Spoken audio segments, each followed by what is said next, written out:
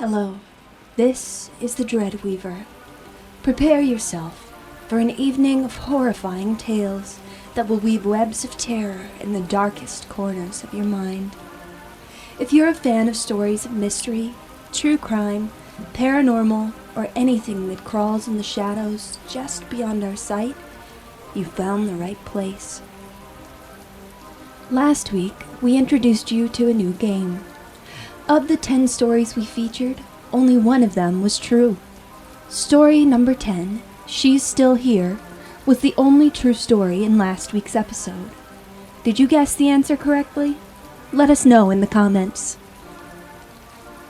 This week, we're going to play another game. This time, we have 11 stories, but one of them is a lie. Can you spot which story isn't true?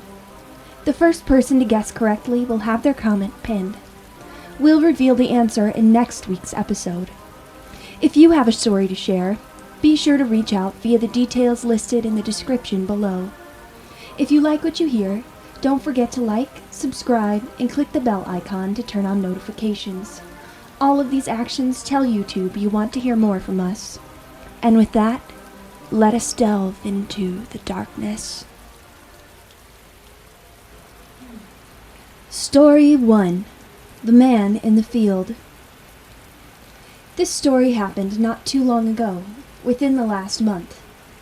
And just to be precise, I'm an 18-year-old woman. I live in a little village in France where nothing really happens much. There's only 300 people living here, and it's very cozy. Everyone knows everyone.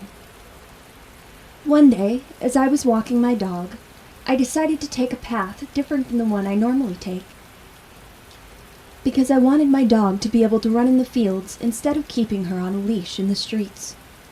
So I walked out of my village towards the woods. To get through the woods, you need to walk through a little path surrounded by fields, so that's where I went. I could already see that my dog didn't want to go there. She was trying to go back to the main road, pulling on the leash. She's a German Shepherd, so you can only imagine how hard she was pulling. But I didn't listen to her and went to the little path anyway. This may be a little cliché, but as soon as I arrived there, I got a really, really bad feeling. I decided to shake it off and let my dog free. I took off her leash, but she didn't run like she usually does. She stayed put right next to me, not moving away from my side. The more I walked, the weirder I felt, and I started feeling too anxious to walk, feeling like my heart was going to explode inside my chest. So I took off my headphones and looked around, and in the distance, not too far away, was a man, standing in a field, head turned towards me, dressed in a suit and smiling. Lots of things happened to me, but I don't think I've ever been this scared before. I stayed frozen for a long while, just staring at him, before putting the leash back on my dog and running as fast as I could back to the main road. I didn't want to turn around, scared he might be following us, and that I would lose too much time turning and looking at him. So I kept running down the main road, rushing as fast as I could back to my village. I arrived at a little bridge, and from here you can look back towards the field and see everything from far away. When I turned to look back at the fields, I saw him standing at the same place as before, turned towards me again. I might add that the angle where he was turned to, when I was in the field, and the one where I was standing on the bridge were opposites. So I ran back to my house, locked myself and my dog inside, and didn't want to go out for a few days. I never heard or saw him again. And I never took my dog for a walk there again either. Story 2. The Lady of Firenze. A few years ago, my wife and I went on a trip to Europe with another couple. One of the towns we stayed in for a couple of days was Firenze, or Florence. The fair city of Firenze is a subject for multiple books, with its art, architecture, beauty, and history, so I will not get into that here. If you are fortunate enough to have been there, you will know what I am talking about. You would also know that you cannot take a step in the city without being a stone's throw away from something historic. And all that history is bound to have its fair share of paranormal history attached. On our first night in the historic part of town, we stayed in one of the few modern hotels. This place had been completely built as a new structure, so there was nothing historic about it, but it did have a striking view of the Duomo. We could only stay there one night due to room availability, but the staff was kind enough to book us a room in a hotel that was a few streets away. We walked over to the place, and it was this charming chateau-looking building. I don't know what else to call its design, and it looked very, very old. We could not check in yet, but we asked the front desk to store our luggage so we could go sightseeing. While my friend was taking care of that, I walked around the lobby, which had an interesting display of art, items, and pictures from the hotel's history. A quick browse of the display, and I quickly found out that the hotel had a rich history indeed. It had been the residence of a very wealthy family. Then it had been a convent, a hospital, an insane asylum, a hospital again, and now a hotel. I have seen enough horror films to know that this is the premise where you know bad things are going to happen, and you tell the characters to turn around and leave. However, I shrugged it off and decided not to tell my wife, who freaks out about things like that. We had a wonderful day and evening. We retired to our room, which was nice, by the way, and promptly fell asleep. I woke up around dawn, since I am a light sleeper and an early riser, and I could tell it was dawn because sunlight was trickling in from the edges of the window curtains. The room's window was at the very center of the wall, and from its left edge, there were around 5 feet of wall until the wall met the corner, where a floor-to-ceiling dresser stood. My wife normally sleeps later than I do, so when I wake up, I normally stay in bed for a while, thinking about the upcoming day and anything and everything. And that is when I saw her. At the corner of the wall, between the window and the dresser, about a foot off the ground, there was a lady, dressed in all white, floating in the air. She was not translucent, but she was not completely solid either. It is hard to describe her appearance. However, I could see her facial features. I could tell she had light hair and very fair skin. Her expression was truly kind and calming, with a warm, tender smile. There was no exchange of words, no movement or gestures, no telepathic messages. We just remained there for a while, just staring at each other. It's important to mention that at no point did I feel threatened or scared. Freaked out, definitely. My wife began stirring in bed next to me and eventually put her arm across my chest and began making light, half-asleep conversation. I did not break eye contact with the entity at all, and began smiling back at her, just one of those comfortable, sincere smiles. As my wife became more active, I said to her, "Don't look, but there's a woman in our room. She's floating. I think she's a ghost." My wife opened her eyes wide, all the mind fogginess running from her head. She stared at me for a few seconds, and then, out of the corner of my eye, I could tell that she shut her eyes in a hard, I don't want to look way. A few minutes after that, the lady moved backwards and faded into the wall. She did not say goodbye or change her expression. She just left. I told my wife she could look now, but she didn't want to. I could tell she was praying. We went down for breakfast and told our friends the story, which they, of course, did not believe. I went to the front desk and told the person there what I had seen, and she asked me if I wanted to fill out a form about what I had seen. Apparently, it was not uncommon, but the experiences and the guests' reactions were very wide-ranging, and they had figured over the years that most guests just wanted someone to listen to them. So they instituted the form so people would not talk about the encounters around other guests and just write them down. I chose not to write anything. To this day, I clearly remember the fondness of the smile of the lady of Firenze. I would like to thank her for reaching out to me and being so kind.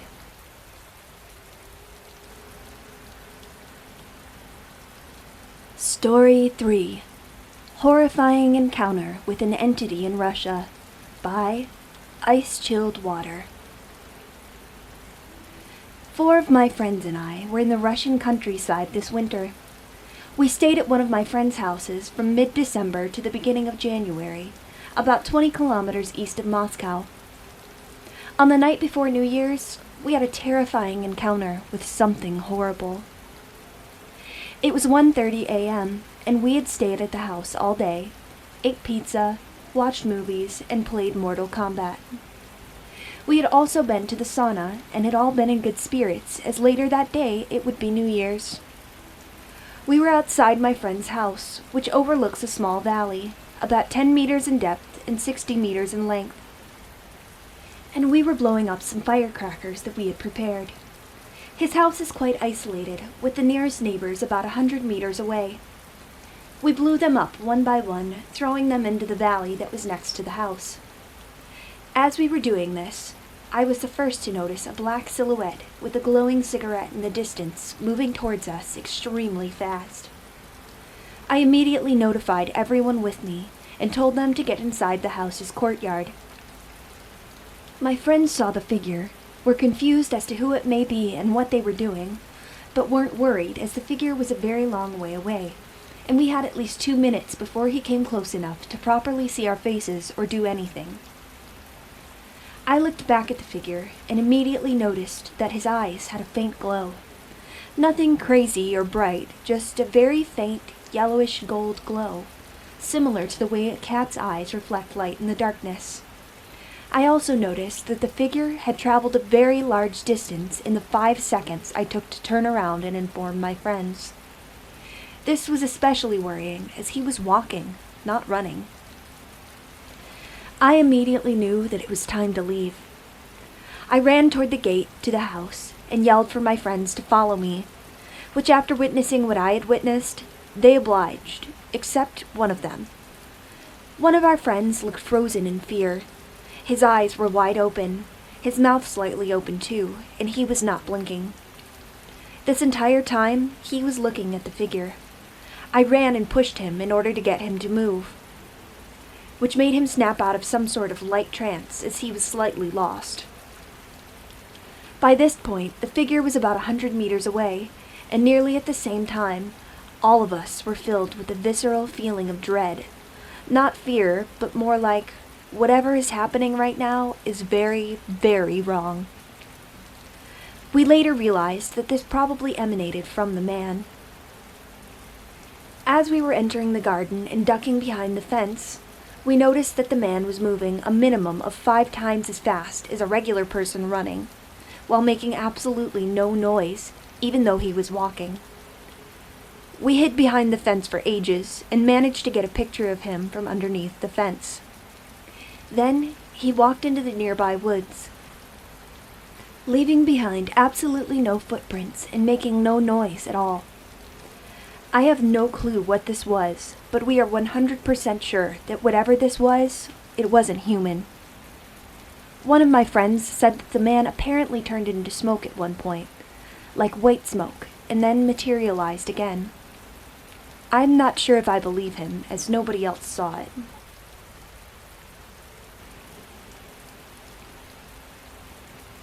Story 4. A Journey I'll Never Forget. By Impressive Diet 9093. My cat recently passed away, and I was devastated. For days, I couldn't stop crying or thinking about her. One day, my sister, who lives in a nearby city, called me about a 10-day-old stray kitten she found next to its dead mother near a pile of garbage. She suggested we adopt the kitten, thinking it might help ease my grief while giving the tiny creature a chance at a better life. At first, I was uncomfortable with the idea. The pain of losing my cat was still fresh, and I had decided never to keep another cat again. My sister understood, but proposed a temporary solution. We could keep the kitten for a few days until she found it a new home. I reluctantly agreed, knowing I couldn't let the poor thing starve to death. The only problem was that my sister lived 45 kilometers away in a hostel, and getting there wasn't easy. Driving my scooter on the highway was too dangerous, so I decided to take a local train. The journey would involve 5 stops, with my destination being Bilai Nagar, a small area within the city of Bilai. Local trains in my state are unreserved and often crowded, especially during morning and evening hours. To avoid the rush, I chose a noon train that departed at 12:30 p.m. I arrived at the station early, hoping to find a comfortable seat, and was relieved to see that the train was moderately crowded. I settled into a seat next to a man traveling with his wife. As the train prepared to depart, a slim, bearded man with a large bag boarded and took the seat beside me. I silently hoped he was a normal passenger, but unfortunately, my prayers went unanswered. I wasn't used to traveling alone, so I was already feeling uneasy. At first, everything seemed fine. To pass the time, I opened my phone and began playing chess against a bot. Then I overheard the bearded man's phone conversation. He said, "Yeah, I got caught, but I'm out on bail now. I'll finish the job this time." My hands froze. Was I sitting next to a criminal? The man sitting across from me had also overheard the conversation and exchanged a nervous glance with me. His expression mirrored my own fear. I tried to ignore it, reasoning that the man was unlikely to harm me in a crowded train. But he kept making suspicious calls, casually discussing things that sounded straight out of a crime novel. At one point, he mentioned heading to Durg, the station after Bilai Nagar, for a court appearance. My unease grew when I noticed him openly staring at my phone screen, not even trying to be discreet. I was too scared to confront him or move to another seat, fearing he might react badly. After what felt like forever, he finally stopped taking calls and struck up a conversation. "This game takes a lot of brain, doesn't it?" he said, referring to the chess app. I smiled awkwardly and looked away, praying he wouldn't continue talking. Thankfully, he didn't. The rest of the journey was tense. He kept brushing his leg against mine and glancing at me with a piercing gaze. I tried my best to focus on my game and ignore him. The entire time, I couldn't stop thinking about the worst possibilities. What if he followed me? What if he attacked me? Or worse, what if he assaulted me? These thoughts consumed me until the train finally reached Bilai Nagar.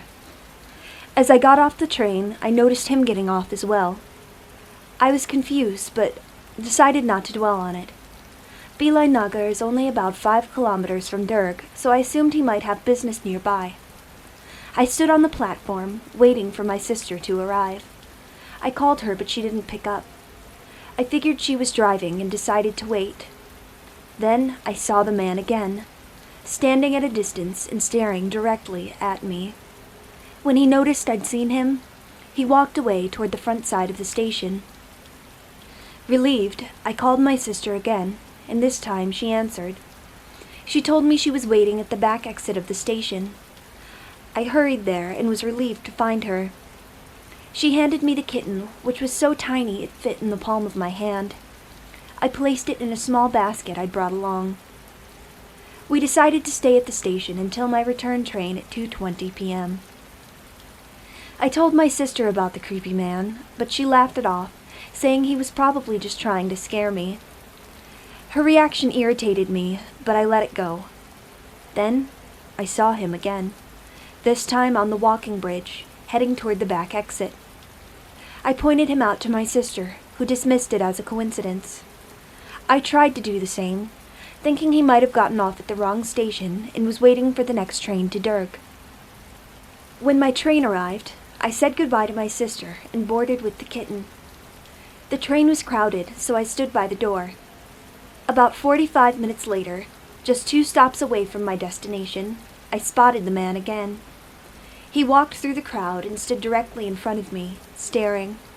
I ignored him, but my anxiety skyrocketed. As the train approached my station, he leaned closer and asked about the basket. "What's inside?" he inquired. I replied, "A kitten," and explained that my sister had rescued it. He smiled and said, "It's rare to meet good people like you." The train stopped, and I quickly got off without responding. Instead of exiting through the main station gates, I headed to the local train parking area, about 1.5 kilometers away, where I'd left my scooter. No one usually walks through that section unless they have a vehicle parked there. As I walked, I realized the man was following me. My heart raced as I quickened my pace. So did he. By the time I reached my scooter, I was trembling with fear. He even followed me to the parking lot. I started my scooter and sped away, taking a longer route through secluded valleys to avoid traffic. Thankfully, I never saw him again. His face still haunts me. I haven't traveled alone since, and I'm terrified of the idea. That 3-hour ordeal was the scariest experience of my life.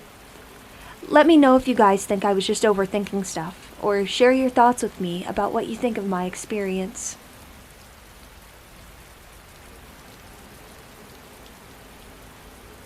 Story 5. Nobody believed me. I've had countless paranormal and spiritual experiences as a child, but this one always stuck with me. 13 years ago, when I was around 6 or 7 years old, my mom, older sister, our little puppy, and I were living in my mom's boyfriend's apartment. The apartment had 3 rooms. The room on the far left was my sister's and mine. The room on the far right belonged to my mom and her boyfriend, and the one room in the middle we called the middle room. We were told not to go into the middle room because it was the boyfriend's mom's room. I still remember her. She was very tall and slender, standing at least 6 feet tall. She looked to be in her 70s, with gray, kinky hair. We didn't see her leave the middle room much, but when she did, she would play games with my sister and I.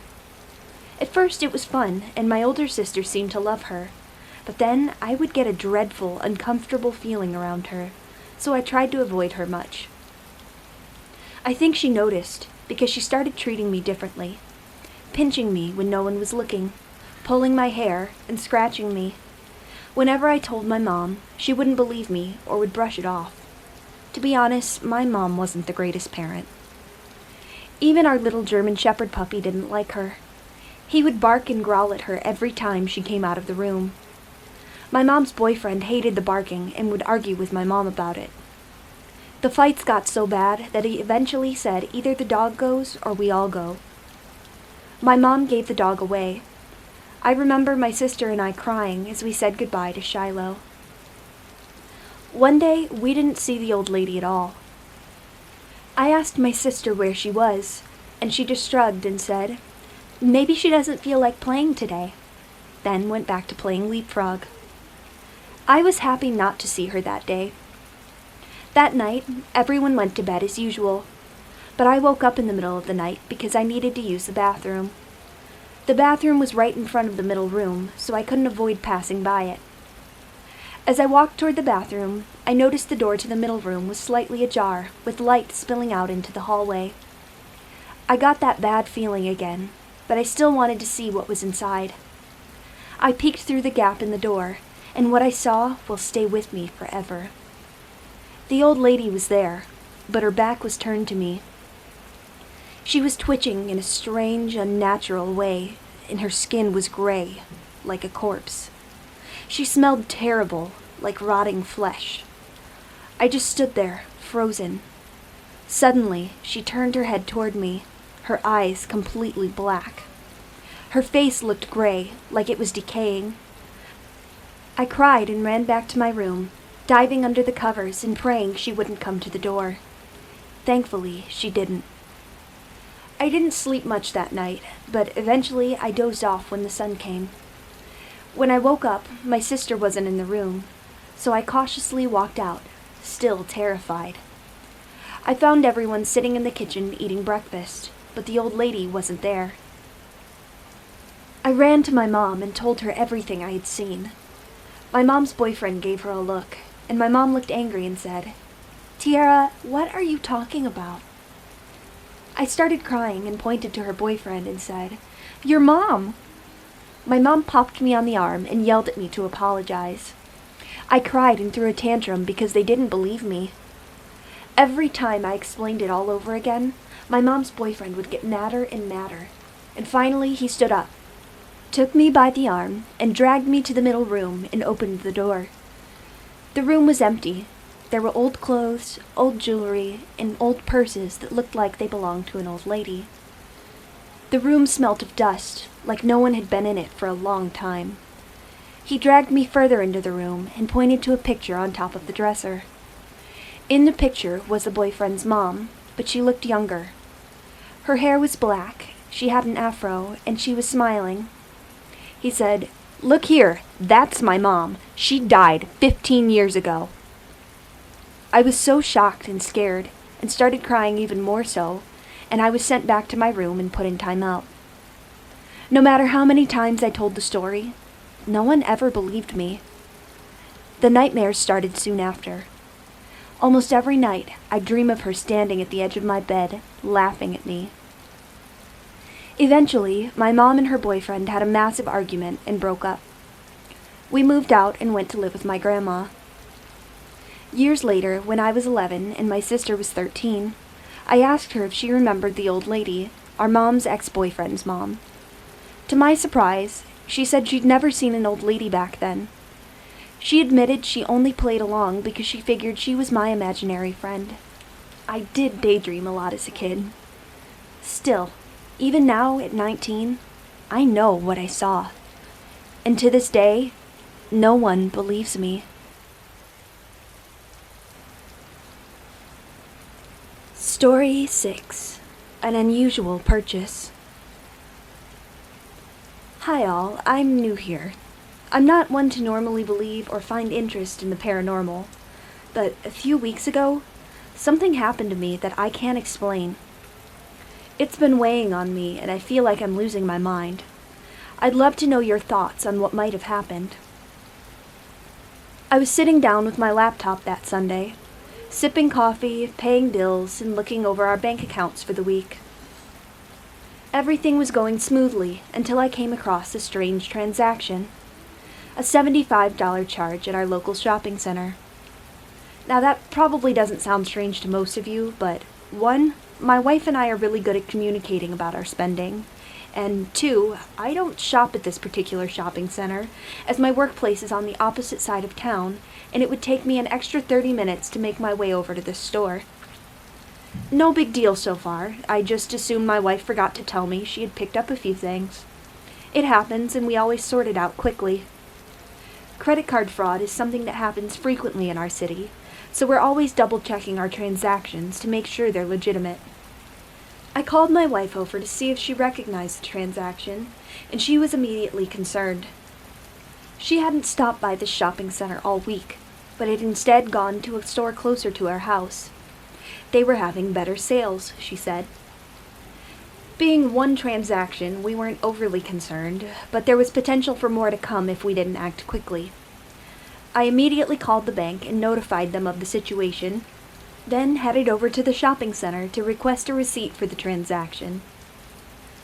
When I arrived, I went to the service desk, and an employee located the receipt in question. Now I was even more confused. The transaction had been made on my card, and the receipt listed several outdoor items that seemed like they might have been purchased in preparation for a camping trip. A survival essentials kit, a flint and steel fire starter, and a cheap one-man tent. My wife and I are not the outdoorsy type, and camping would be our last choice for a vacation.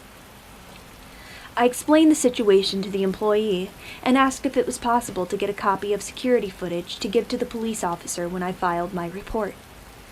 She called security over, and they escorted me back to their office.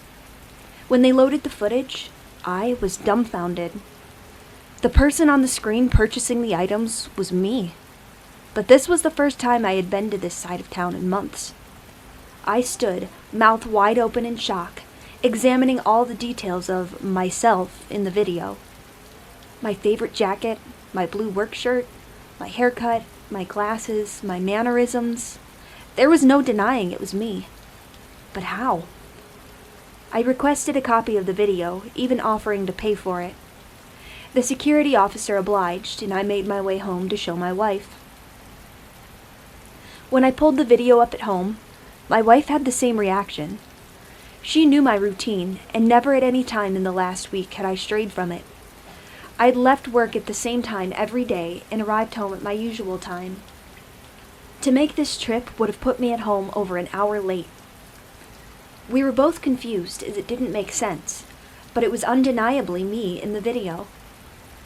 We spent the day scouring my vehicle, desks, pockets, and every other place we could think of in search of the receipt or some evidence of the camping gear, but found nothing. It started to drive me crazy. I even went so far as to look through my GPS history, but it showed no evidence of me having been anywhere near that side of town. My wife suggested we let it go. Maybe I was tired or stressed and had forgotten that I'd made a trip out there. She suggested that maybe it could have been a gift for our friend's upcoming birthday, as he's a big outdoor enthusiast.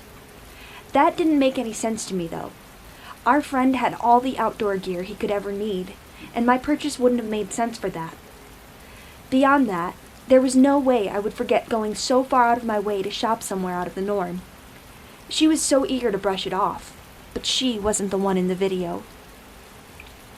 Here we are weeks later, and I feel like I'm losing my mind. There have been no other unusual purchases. I have no missing time.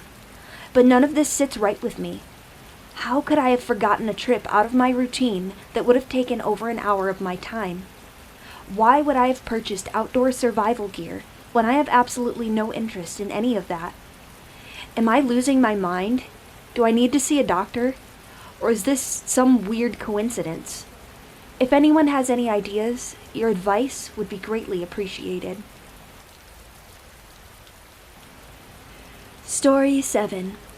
My cousins and I were almost taken.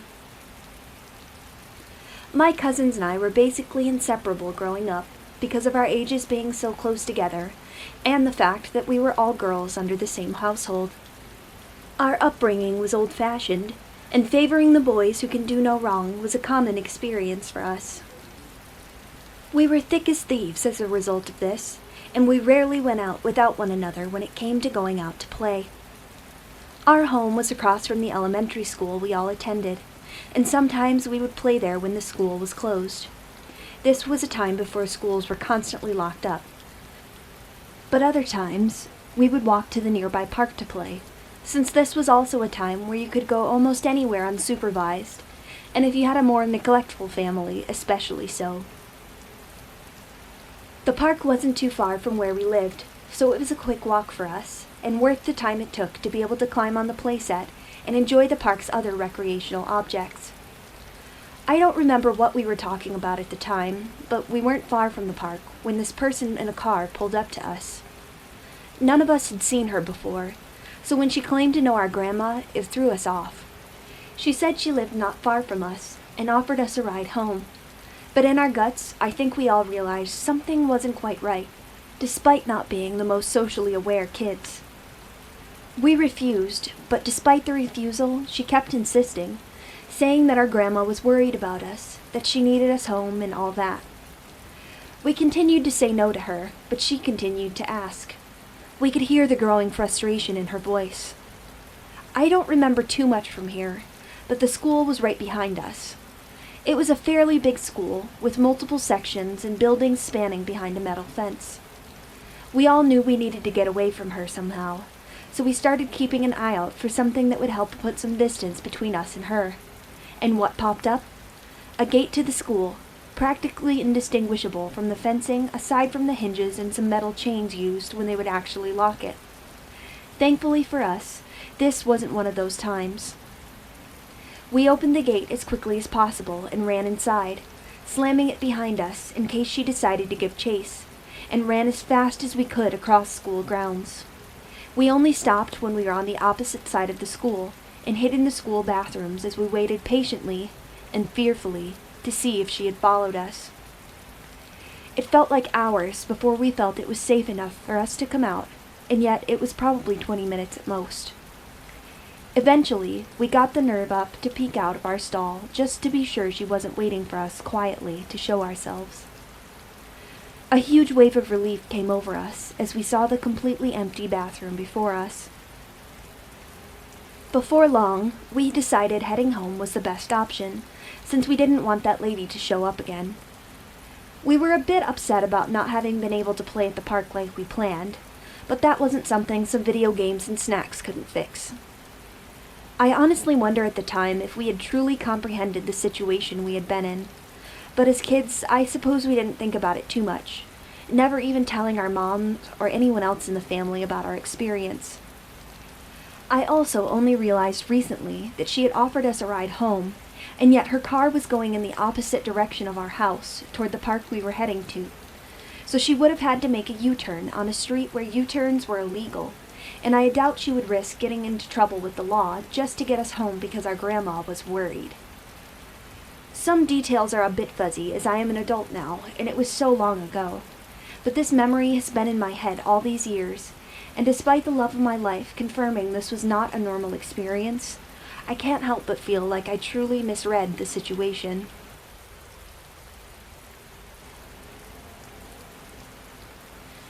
Story 8. The Fake Policeman.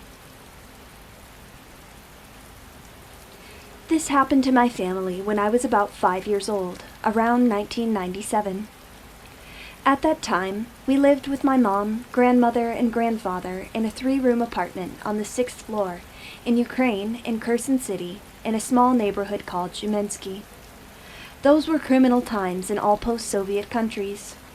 Not much has changed since, though.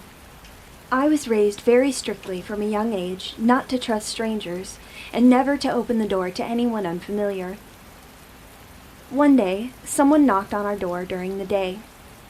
At home, it was just my mom and I. My mom approached the door and asked, "Who's there?" A male voice replied, "Open up! This is the police. We need to ask you some questions." My mom first looked through the peephole, and indeed saw 2 men in police uniforms standing at the door. Only after that did she open the door. My mom asked them what the matter was and what had happened. In response, they started asking her who was currently at home and how many people were in the apartment. I came closer and saw them. They looked at me, and I got scared and ran into another room.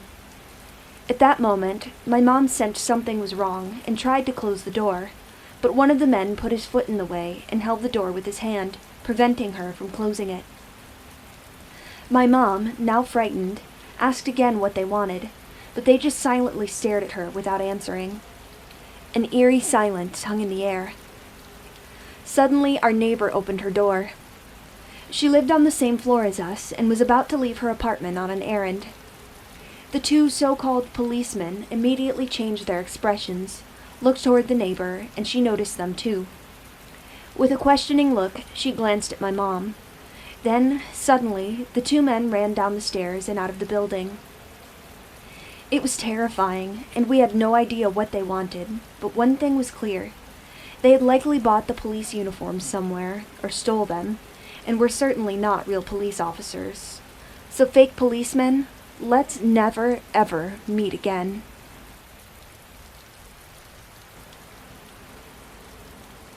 Story 9. Old Woman Reminiscing by Some Industry 6279. I have many ghost stories to tell because dead family members and others have visited myself and my family for years. Most of my ghost stories have happened in my own house, making it a bit harder for people to believe me. But this story happened in broad daylight, at a bus stop, and with a witness who saw the same thing I did. It was early June 2019, and graduation day for the 3rd-year students at my high school. Because it was graduation day, all students got to go home around lunchtime after saying goodbye to their classmates. I was a 2nd-year student and had no interest in watching other people graduate. Instead, I decided to take the bus home directly after we were let go. I was one of only 2 people who had the same idea at the time. The rest were probably still in the school and making plans with friends or something. This other guy, who I believe was a 1st year, and I arrived at the high school's bus stop at almost the same time, and already sitting there was an old lady with a cane. She looked to be around 80 to 90 years old and immediately started talking with me. She asked if it was graduation day, since so many people were surrounding the entrance to the school building, and I told her it was. She started talking about how she had been one of the first to graduate from this high school, and that she had studied to become a doctor or nurse. This conversation lasted maybe 5 minutes, and I periodically looked in the other boy's direction to check if the bus was on its way. While doing so, I could see him listening in on our conversation, even though he never entered the conversation. Suddenly, I could see the bus coming over the hill, and turned to watch as it approached. I looked away for maybe 5 to 10 seconds, and as the bus came to a stop, I turned around to ask if the old lady needed help getting on the bus since she had a cane. But when I turned, she had disappeared. I looked both up the hill and down the hill, but there was no way she had been able to walk that distance by herself in that short amount of time. The walk up the hill usually takes me 10 minutes, and down the hill takes 5 minutes. I came to a stop and turned to the other guy standing there to see if he reacted differently, since I was used to spirits contacting me in different ways. The guy just looked at me, and I could see in his eyes that he had also seen the lady and had no idea what had happened. It almost looked like he had gotten whiplash and decided to freeze while in fight or flight mode. After I confirmed that he had indeed seen the woman, I just calmly walked onto the bus and went home. Later, I realized that if she was one of the first classes to graduate from my high school, she would have needed to have been at least 130 years old on the day that I met her at the bus stop.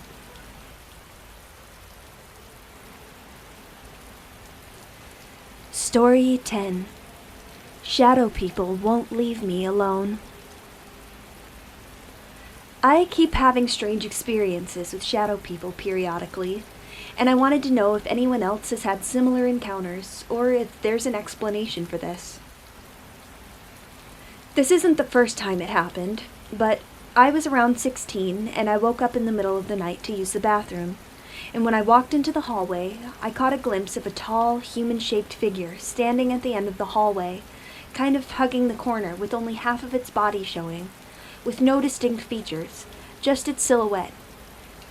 And when I looked at it, the shadow dipped behind the corner. I brushed it off as just a weird sleep paralysis thing, or maybe my mind playing tricks on me. But over the years, the encounters have continued, mostly in dark or dimly lit areas, sometimes during the day, always in the corner of my eye, rarely directly in front of me. The weird part is, these figures interact with me by moving when I look at them, and they just exist in the space. I get this heavy, suffocating feeling when they're around. I've heard people talk about shadow people like the Hat Man or the Lady in the Black Dress in paranormal groups, and some descriptions line up with what I've experienced. From what I've read, some claim they're manifestations of negative energy, while other people believe it's linked to sleep paralysis or neurological conditions. But the eerie part is the sense of being watched, and the discomfort and the feeling I get when I see them. I'm curious if anyone else has seen these things or has any insight into what they could be. I'm trying to figure out if it's a psychological phenomenon or something more supernatural. Has anyone else ever experienced something like this? What do you think they are? Or am I just going crazy?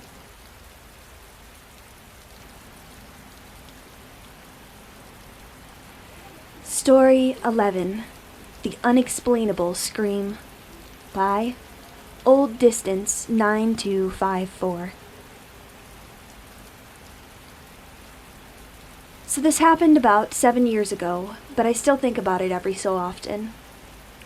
Back then I worked as a security guard, the type of security guard that travels around in the city to do these routine checks on objects. You know, making sure that doors, windows, and gates are blocked properly, that there are no people on the property, checking for fire hazards, attending to SOS and robbery alarms, and so on. There's this mall in the city, and per our contract, we did 2 security walks in the mall. The first one was when the mall closed, where we basically emptied the mall of customers, locked doors and entrances, and checked all the alarm systems. We ended the first round by making sure the mall was empty of both customers and employees, checking surveillance, and turning on all the alarms. The second walkthrough usually took place many hours after, in the middle of the night, where we made sure all the entrances were indeed locked, but also took another sweep inside to check for people, and so on. This particular evening, the first security walkthrough went by without any issues, just the usual few customers taking forever to get out. The second walkthrough, however, something really weird happened. I started off by walking around the mall, making sure nothing was out of the ordinary and that everything was locked. I stepped inside and checked the alarm monitoring, where everything was turned on. No error codes or logs of people being inside after I left the mall my first time for this shift. I went to the top floor and worked my way down each floor. Everything was looking good. Eventually, I ended up in the cellar floor, which consists of this toy store on one side, and opposite to this store is the huge playroom. Both the playroom and the toy store have this see-through glass wall separating them from the hallway in the middle. Anyway, I got down there and did my usual walkthrough of the cellar. The toy store had this sticker on the door saying something about collectibles 50% off or something. I walked up to the glass door and shone my flashlight toward the collectibles section.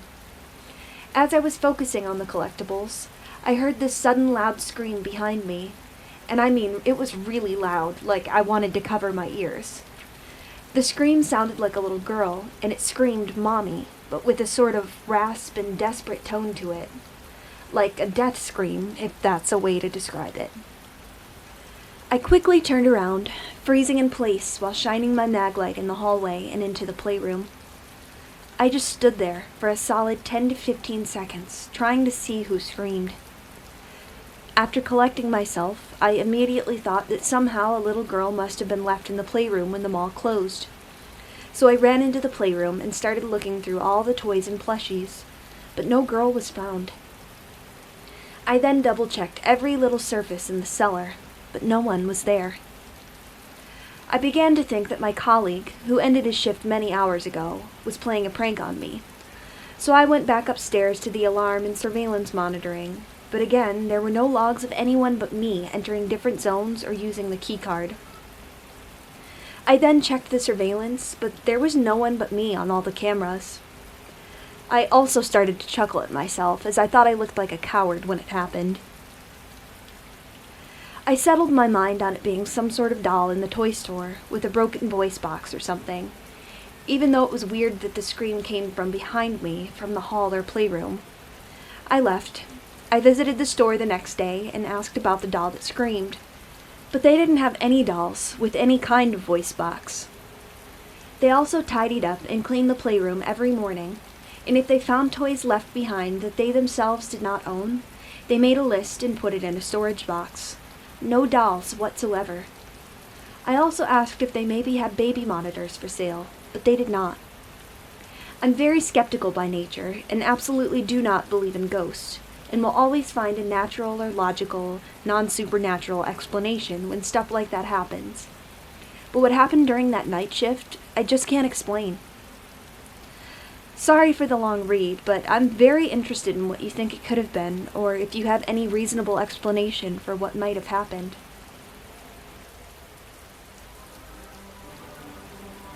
Thank you for joining me for this episode of The Dread Weaver. I'll be back next week with more terrifying true tales. If you would like to submit a story of your own, head to our subreddit r/thedreadweaver, or send us an email at thedreadweaver@outlook.com. Don't forget to like, subscribe, share with your friends, and click the bell icon to turn on notifications if you'd want to hear more.